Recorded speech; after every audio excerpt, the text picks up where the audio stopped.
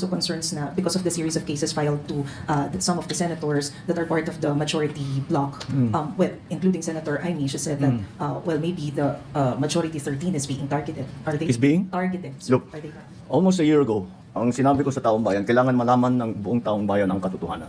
At nung kami ay pinag-aaralan ng Ombudsman, ng Department of Justice, lahat ng mga aligasyon na dumating dahil sa flood control, maraming nagsasabi, bakit wala pang nangyayari? Bakit wala pang nangyayari? Bakit ang tagal ninyo? Namimili lang yata kayo kung sino yung i-prosecute ninyo. Ngayon, nandito na. At dahan-dahan lumalabas ng katotohanan. At dahan-dahan na. At ang pinakamaganda, kung talagang may kaso, kung sila ba naman ay walang ginawang mali, ay lalabas naman yan sa pagsusuri ng paghusga. At kaya naman, ito na yung mga ang hinihingi sa amin ng tao. Alamin nyo, ilabas ninyo lahat ng katotohanan. Ito ang aking ngayong ginagawa. Hindi pa tapos ito. Patuloy pa ang investigasyon. Patuloy pa ang mga pag-imbestiga at pag-aaral at sa intelligence and information gathering tungkol sa mga iba't ibang aligasyon kung kani-kanino pa. Hindi ko alam kung paano napunta na sinasabi na yung majority ngayon ang tinatarget. Dahil kung tutusin ninyo, hindi sila majority noon.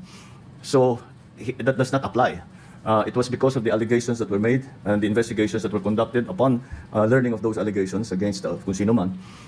And kung ano man ang naging alignment sa Senado, walang kinalaman yun. Ito pa rin ang mga tao na lumabas ang mga pangalan doon sa, kung titignan ninyo, kung saan pinagbabasihan lahat itong mga ito, ay doon sa testimonya sa Blue Ribbon Committee. Doon naman lumabas lahat ito. So, binigay ng Blue Ribbon Committee sa Ombudsman at sa DOJ ang mga findings nila. Ito ang naging resulta ngayon. So, it has nothing to do with the alignment. Kung magbago yan, the alignment is different again tomorrow. Hindi, I'm not saying it will be. But if the alignments are different again in terms of the majority, paano mo sasabihin pag nagbago na naman yan? So, walang kinalaman yung majority, minority sa Senado. Ito ang dahil sa resulta ng mga investigasyon ng Blue Ribbon Committee at ang iba't ibang ahensya ng pamahalaan.